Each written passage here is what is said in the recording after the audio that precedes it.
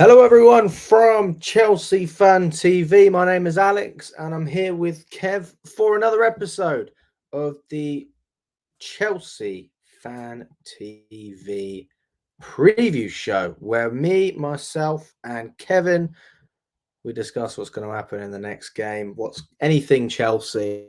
And to be honest with you, there's been quite a few things that have come up recently that we can talk about. So there's a lot of relevant topics, and we're going to just dive straight into it, Kev. I mean, how are you, mate? And how have you found Yeah, this international break? I haven't followed it at all, really. Watched a tiny bit of the England-Italy game yesterday, but it only takes 20 minutes for him to put me to sleep.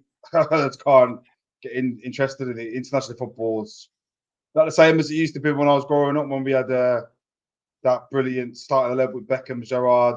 Okay, we've got Jude Bellingham who's showing in the minute, but it's boring to watch. So I haven't really got into it. Positive coming out of it, really. The biggest positive, Mudryk scoring his first goal for Ukraine yesterday. So that's a bit of good news. Hopefully he can maintain his confidence now coming into this game on Saturday. Bro, it was a good goal as well, man. I watched that Brilliant. goal, and to be fair, that was just classic Mudryk. It's like what we saw in pre-season.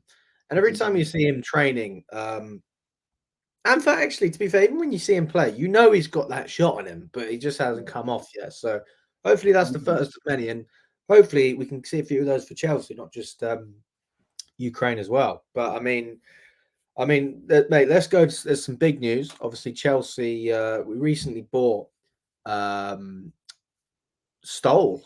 We bought the property right next to Stamford Bridge. It was about 80 million. It was like a veterans home to take care of veterans and make sure they have the right care and the facilities.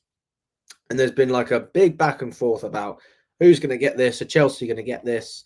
Is it going to be approved by the council?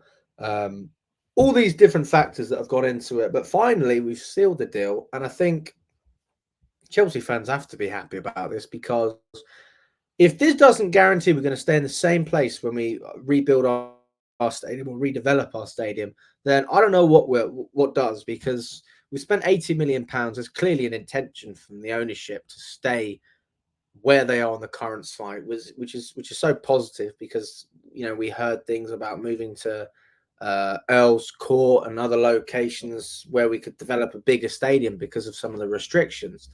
But yeah, really, really nice. I mean, I'm still hearing there's going to be 55,000 capacity, which is kind of underwhelming compared to what other stadiums have, but it's still 10,000 or 11,000 better than what we have right now. So look, an improvement's an improvement. I'm not going to complain, and I'm sure there's still going to be plenty of discussions about that. But I mean, what's your thoughts on it, Kevin? And are you happy that we've managed to get the Stoll landmark? Honestly, I said this before. Until the things on the pitch start coming into place and we start seeing the team go in the right direction. Most importantly, us challenging for the league and getting back in the Champions League. That's more important to me. I think with the stadium, yeah, it's good for everybody. I think it's important to us to have a stadium which matches Tottenham and Arsenal. It's not especially Tottenham. They're light years ahead in regards to infrastructure. They've got stadium where the open bar and everything else. So yeah, Stamford Bridge is a million miles away. But is it really important right now? Not really. Is 55,000 enough? Maybe it's not. We're probably looking at 70,000. That would be more of the number what we'd be looking for. But it's good. It's good. Ambitious owners that are clearly trying to do stuff. Abramovich had plans to do it and he never really pulled through with it. But these Americans are clearly pulling forward stuff. Who knows if we're going to be at Stamford Bridge? We could potentially buy the land and sell it on for more. You just never know what these youngsters got up the sleeve. But in regards to them being ambitious and trying to push stuff forward, yeah, it's all good news. But is it really important? Not for me. I think there's more important things like the football on the pitch. Yeah, I mean, going down to the Arsenal game, that's coming up this Saturday, so that's a massive one. And I think that after the first few games that we watched, we would have probably said that they're going to smash us. And there's some optimistic Chelsea fans out there now, and I'm one of them. I think that we can easily get a result against Arsenal, a team that's on a high, a team that's got the congestion that I spoke about at the beginning of the season. If there was a team that was going to drop points, for me, it was Newcastle and Arsenal. I didn't see Man United being as bad as they were, but you can see what Champions League football does to a team, right? When they're not prepared. Yeah. I mean, how do you see that match turning out? And based on what you've seen in previous games this season from Arsenal, they look a million miles ahead of us, generally speaking. But I mean, anything can Uh, happen in a one-off game. It's a London derby. How do you see that going? I've never been so confident. I think over the last few years, they've been our bogey team, and there's been a lot of negative factors when we got into the game. But I think now for me personally, there's a bit of a positive energy coming out of just not because we've had the 3 wins of the bounce, but it's just, we've got to just understand that there's more positives and negatives with our club at the moment. And Burnley first half, if we play the game like that against Arsenal, we'll probably lose. Burnley second half, if we go into that performance, easy can get a draw. There's no ifs or buts. But I won't be happy with a draw. We need to go and win. It's been 5 years that we've lost on the bench. Would have been 5 years on the bench if we lose to Arsenal at Stamford Bridge. It's well overdue now. I can't be having my friends in my inbox fucking messaging me anymore saying your team's shit and this and other. Let's go and beat Arsenal now. Everything's in our favour. We've got James coming back. We've got more or less a full strength team apart from Nkinku being that. So there's no way at all that we should be going into this game with a negative mindset that we're going to lose this game. Let's go and put a performance in that within Burnley second half, give them a game, and if we lose, we lose. But I want to win. I don't know about you, but I just want to win this game so bad. Yeah, I mean they've got quite a few threats, to be honest with you. One of the key players this season seems to be David Raya. Obviously, Ramsdale has Got been dropped. dropped, which I thought was a bit weird, to be honest with you, Kev. And a lot of people said he looked shaky against City, although Arteta did dispute that. I mean, for me, you've got to press. You can't sit back against this Arsenal side. You've got to make them play, and they will give you opportunities if you allow if you allow the team to come up together. Then the pressure will be on. I'm sure there'll be space for them, but I'm confident that we can get out of jail when needed. I think Sanchez is a keeper more so than Kepa, who can pull out those big saves in the big moments. Yes, we lack pace with Silva, but I think Gallagher, I think Caicedo defensively we're more sound than we were previously when we played Arsenal. We don't have a Jorginho on our side, a player who can't track back. So we have a little bit more to our game, if you're asking me, from like an attacking sense. It kind of strikes me almost like when it was Lampard's first season. Do you remember every game was like a basketball game? It was just back, forward, back, forward. And don't get me wrong, Kev, we'd get beat, but we would go down playing some great football. And if we are going to lose, that's what I want to see, because quite frankly, Pochettino has made it clear from the off that he wants to play positive football and press and all these things. And that's one of the main reasons Gallagher's so prominent in the squad. That's why Jackson gets quite a few minutes as well. The list goes on. So I don't think anything's going to change in that sense. It comes down to the confidence. He's setting the teams up. He's setting setting Chelsea up in a way that we can play that style of football. But you got to have the personnel, got to have the confidence. And like I said, just going back to the Burnley game, because that was our last game. First half, there was no confidence in that team. Wasn't taking risks, passing it from left back, centre back to right back, and he wasn't going forward. If you play it against Arsenal, you're playing yourself into trouble. You can just picture it in your head. They're just going to get the ball somewhere in our half when we pass it across the back line and score a goal. Got to take risks. You've got to believe in the players we've got. Sterling, Jackson, Mudryk, Cole Palmer. All these are ball players, really good players. Get them on the ball. Get the ball forward. Get them on the ball. And I think we can cause their defence problems. Because think about it. Zinchenko and what's his name? What's their right back? Ben Jones? No, Ben White. Ben White. I don't give a fuck what his name is. It's Ben whatever. Ben White. These are not world class. They're nowhere near world class wing backs. If we get Sterling on the ball, if we get Cole Palmer on the ball, we can cause them as much problem as they're going to cause us. So I just believe that we've got to be confident, get the ball forward to our key men, and we're causing problems. If we just want to play across the back, inviting the press onto us, and they've got players at Deadly, with your Sakas, Martinelli's, Gabriel Jesus, they're going to press us the fuck. So, end of the day, if we want to play that dangerous game, this is going to be a dangerous game for us. So, just hopefully Posh gives us the belief to go and play football and become away, because we can cause them problems. I know we can. Yeah, it's an interesting one because I think Arsenal have a similar situation to us. They don't have like a proven striker, number 9, that man who's going to lead them forward like Erling Haaland for City, right? I mean, we look at Jackson, for example, and we think, well, he's decent. He contributes a lot to the team, but we were like, you need to do a little bit more, try and score a few more goals. And it's still early days with that. And we've got Broha as well, who's relatively unproven, if we're being honest. He has some great moments, but ultimately hasn't had a run without getting injured. That's the thing. I mean, do you think that this is a case of, one team outscoring the other, or actually maybe it is just, one goal in it, whoever can take their chance? It's got to be tight, mate. I don't know about you, man, but the mentality of the Chelsea team, we've got to go all in to get this fucking win. It's about time as well. With that in mind, we don't want to leave ourselves exposed to the threat that they possess. They've got Sakas, Odegaard, they've got top class players. They finished second in the league last year. So, credit where it's due, but it's going to be tight. I can see it being a draw, one goal at max, but it's every takes the chance. And Jackson's come under a lot of pressure recently for not taking any chances. Came in against Burnley, took his chance well. So hopefully he can do the same thing against Arsenal.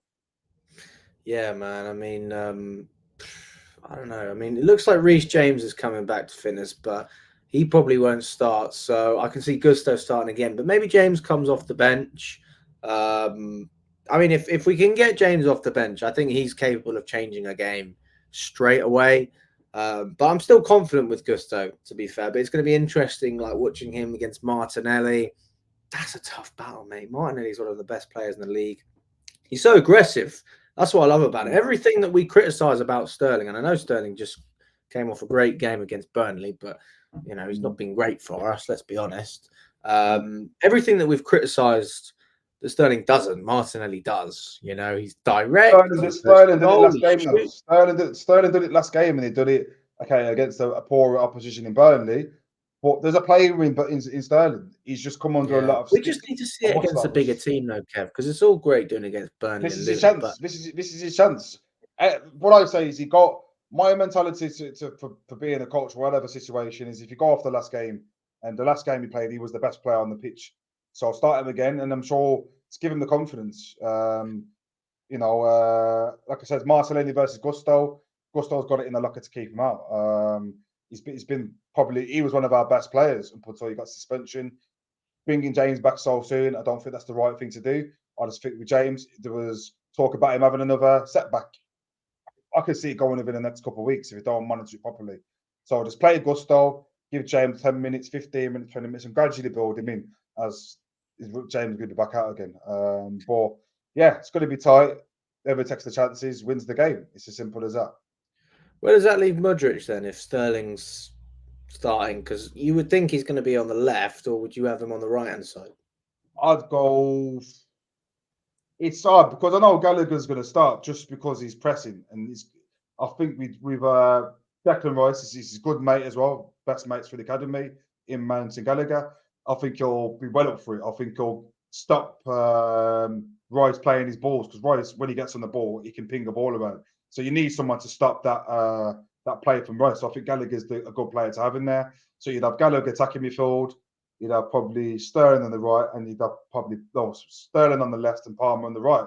Mudryk off the bench, unfortunately. But it's just down to tactics, nothing to do with his performances. I just think there's better suited players for this game to start. Yeah, but if you are going on international form as well, I mean, Mudryk has come off a great goal. Like that's the thing. I wouldn't blame Poch for playing either of them. Like what you're saying makes perfect sense, but I mean, Mudryk deserves to start, and I wouldn't question either of those players, getting a nod from the manager. And we haven't even spoken about Madueke, mate, who's been playing really well for England. Oh wow, he Um, scored three. He scored three in the last that's two that's games. it, man. So, he's not even in the Yeah. picture right now. So, I mean, Wow. maybe he won't start. I think it's probably a little bit early, but I would be very shocked if I didn't see him come on the pitch at some point. And, against Arsenal last season when we got battered Oh, away, he scored. He he's scored. the only player who looked like he cared. The So, thing, the thing is he's though, still, he's done himself out of it, don't he? He's been partying, and Pochettino's dropped him, and he dropped him rightfully. To be honest, if you want to go out partying before a game, don't fucking do it, mate. He got dropped deservedly. Now he's got to come back and prove himself to the manager to get back in the team. He's more than capable with his ability to start most games, but attitude's got to be spot on. And hopefully now he bounces back from it, and he can start seeing the Mudawake that we've seen on international duty. yeah, man. Let's go through the lineups then. So, what can you see happening? Obviously, we've spoken about Sterling starting, Palmer, but let's go from the beginning. I think it's fairly obvious Sanchez is gonna start up there, and then the back four. I mean, where do you stand on that? Gusto right back. I think Cucurella has done well to fill in, but that's a fucking recipe for disaster. Like I said to you in the fan camp, if I've got a better team clocks on to him cutting inside all the time, that's the pressing trigger. So he's going to cut in. You just get two man, one that side, box him in, and he's going to go backwards. So he's just going to keep getting recycled. So we need a player that can dribble out and pass out to the right. So I think Gusto on the right. It'd be Disarcy if he's fully fit. Centre back, he's probably been our best centre back this year. Not to mention, no point even mentioning Sanchez in goal. It's a no-brainer. Left side of that, I would have probably gone Cole. I would have gone Colwell, but I think he's going to go with Silva, just for experience reasons. So it'll be Silva next to him, and you'll go Colwell left back. And I think Cucurella has done well, like I said a minute ago, but Colwell gives you a bit more solidarity on that left side. I think playing up against Saka, I think he'll be up for it. Both England teammates, I think he'll try his hardest to keep him out. So that's the back four. The two holders, you'd go with It's got to be Caicedo and Caicedo in a six. Enzo, yeah. Enzo Caicedo. Left side, I'd go with Sterling just because he played well in the last game. You'd have Conor Gallagher as the pressing number 10, but on the back foot, you probably have him dropping into 3. On the right side, you'd go with Cole Palmer. He's been our best attacking player of the season so far, in my eyes. Fearless, cuts inside, can play a pass, calm on the ball, and can finish. He looks good. Up top, no brainer, it'd have to be Jackson, just because he came off the bench and made a massive difference against Burnley. Is Broha still injured, or I'm not sure what's going on with Broha? He's had a little setback apparently. But like I said to you before, you can't rush these players back from a long-term injury such as a knee ligament damage. It's something that you have to slowly bring them in. I think the medical staff are rushing him back very quickly. Apparently, he's got a knock again on international duty. But how can you have a man how can you send away a guy who's just come back after 9 months on international duty and he's played one game?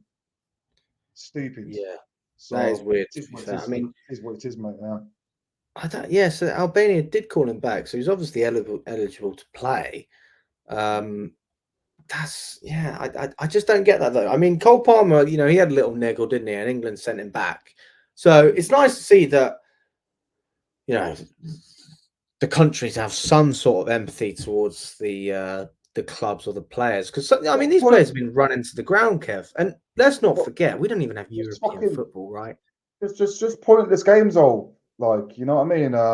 They beat Serbia 9-1. What's the point playing a player what's got a niggle or anything like that? Yeah, it's too right to send him back, because if you don't send him back, he's just going to play a pointless game and he's going to aggravate the injury even more. So thank God England have seen sense in sending him back, because he's a key player for us and he's going to be needed against Arsenal.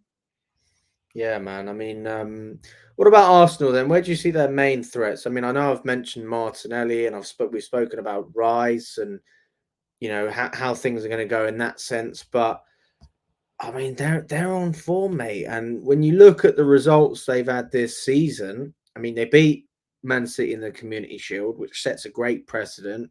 The only game that they've actually lost has been in the Champions League against Lens. Apart from that, they've either been winning or drawing, and even when they've been drawing, I mean, they've been hard-earned draws when the other teams have played very, very well. So, I Yeah. mean, this isn't a team that rolls over and gives you points. You have to go and take those points. So, I mean, when I actually look at that and then I go back to our results, I mean, mate, it's a bit shaky if I'm being honest with you, right? I mean, we lost to West Ham. We looked rubbish against Wimbledon.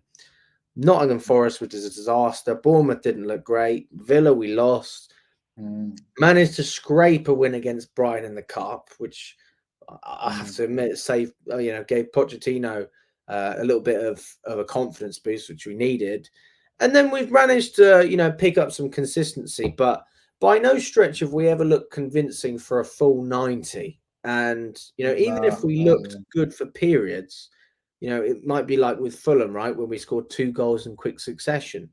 It's not like we're pressing on and continuing to power through. So, I mean, we're learning how to win, but I'm not going to sit here and say we're winning in an attractive fashion. Whereas Arsenal, they're able to grind results out and look good at the same time. So, I mean, this is a hard team, man, because the mentality's there. They haven't won Premier Leagues, but that spirit, I know Pochettino always talks about that mentality. Arsenal have it more than anyone, if you ask me. And I think we have more to be worried about than they do, which is obvious. But if we can get something out of this game, I think it's going to be a massive, massive indication of where we're going to finish, because I don't think many people, except for Chelsea fans, think that Chelsea are actually going to get a result about this. We're just so optimistic, aren't we? But, I mean, we've seen good things, but even if we do what we did in other games, the rest of the time when we're not pushing the limits, Arsenal will punish us, man. So, we've got to be perfect. Precisely, but just I was going to interrupt you a minute ago, mate. It's just down to the man, the following the manager. The manager completely changed their team. He's carried on with the style of football which he's learnt off Pep. That high pressing, triangles, tiki taka, malarkey. Obviously the players are buying into it, and the players that haven't brought into it, he's got them gone. Aubameyang's, Lacazette's, Jack has just got them gone. He's slowly got out the trash from the team, brought in these players with his identity, and it's working. Obviously, with us, you can't expect. I keep saying this and keep saying it. Can't expect us to be playing on the Posh is new. He's still probably hasn't got the players he wants yet. It takes 2-3 years for a manager to, unless you're a world-class manager like Tuchel, for instance, who can come in and just do things straight away. That's just 1 in a million manager, or Pep, who can come in. But these other managers just on a normal level. It takes hard. You've got to have the players to adapt. If you see what I'm trying to say. So Arsenal's threats, we all know where they're going to come from. Saka, Martinelli, give Odegaard time on the ball. He's just going to ping balls through and threaten you. He's us as well. He looks really good at the moment. He holds the ball well, can get him behind. They've got threats all over the pitch. The majority of the threats come from just the way they keep the ball and the way they can, take the chances. That's what they do. But they're still not sure about them defensively. I still think they've got on corner kicks, especially. I think they still leak a few goals there, and I still believe in beyond their fullbacks there is space for us to expose. So if we can just look to get the ball on the flanks, like we did against Burnley second half, get the ball on the flanks, we more or less scored 3 goals through just being confident and getting the ball forward. So if we can replicate that against Arsenal, I'm sure we can do some damage to them. Fair enough, mate. I mean, what's your score predictions? Blue Balls podcast last night I had it as a 1-1, so I'm just going to go with a 1. But it's a good one. It's a positive 1-1. Just think about it. If we can go and get a draw, it shows that we're taking the right steps towards becoming a top 4 team. So I'd like to get a win. I'd love to get a win, but I'll take a draw. So 1-1 is a happy result. I'll be honest with you, Kev. I can see us losing. I'll be honest. But, that's not to say I don't think we'll go out fighting. But I just I haven't seen us maintain a level for 90 minutes that warrants a result. And I think that as soon as Arsenal get that chance, they'll take it. Because although they're missing that striker, their wingers can score, their midfielders can score. Odegaard's a very clinical player. Rice knows how to bang in a late winner. Even their defenders, mate, can score goals. So I'm looking at every position on the pitch and I'm seeing a threat. And although the striker isn't as threatening as it could be with other teams like Newcastle with Isaac and City with Haaland, etc., all that means is the goals are going to kind of come from elsewhere, and they are. So, we've just got to be wary of every single position, not just one. But I mean, hopefully I'm wrong. I mean, I would take a 1-1 every day of the week. And I still think that that's a very positive result. We can move on from that. And look, if you're not going to beat the big boys, then don't lose. At least show them that you're a challenging team to come to. Every team has a bogey team. We usually struggle it away against Bournemouth. And the smaller teams rise up against some teams. But if you really want to build those points, you've got to be difficult against everyone. So it can't just be a one-off, right? I mean, Liverpool was decent. I think that we actually come out of that game unlucky we didn't win. If we could go out with a similar feeling against Arsenal, taking a draw, then that's great, because the best thing, Kev, is knowing that the chances are being created and the football is there. We're just not necessarily taking our chances. For me, that's actually not a bad thing at all. What's demoralizing is when you see no chances, no creation, no energy, nothing. And to be honest with you, there's very few times, except maybe Nottingham Forest, that I could say that. So look, as far as I'm concerned, I think we'll go out and we'll give it a good go, but I just think Arsenal have a little bit too much. Yeah. If I was actually a better manager, it obviously would be Arsenal. They are favourites. Let's not get it twisted. But at the same time, we've got a lot to fight for. There's a lot to play for. There's a lot to fight for, and I think it's like a cup final for us now. I think the mentality should be: this is we can't lose this game. Whatever we do, we've got to win this game. If it means fucking chopping them down and getting 5 other cards, I don't care. We've got to win this game. Win this game. Look what it will do for us if we win this game. And that's what Pochettino should be telling, reminding these players that this is a fierce local derby. We can't have these Arsenal fucking taking a piss at us anymore. They're a shit club, small fucking mentality. No, okay, I got it wrong. I'd say the small mentality being that they finished second place last season, they're still bantering us like they won the treble. You know what I mean? They've won nothing in the last 20 years. Probably 2-3 FA Cups, that's it. So how can they be bantering us every single week? Enough's enough now. It's about time we shut them up and say, look, these are the levels. We're Chelsea. London's blue. Shut up and just take your second spot, and that's it. Let's get back to winning Arsenal. It used to be a game when I was growing up. We used to win them every single game. There was never used to concede a goal, but now they're coming and putting it all over us. Got to put an end to it on Saturday. It's got to be an end to it. So that's it, Kev. You tell them. Yeah, hopefully we step up now and get the win, man. It's got to be done now. It's got to be done. Absolutely. But I mean, guys, let me know if you agree with anything me or Kevin has said or disagree. Let us know in the comments. Like, subscribe to the channel as well.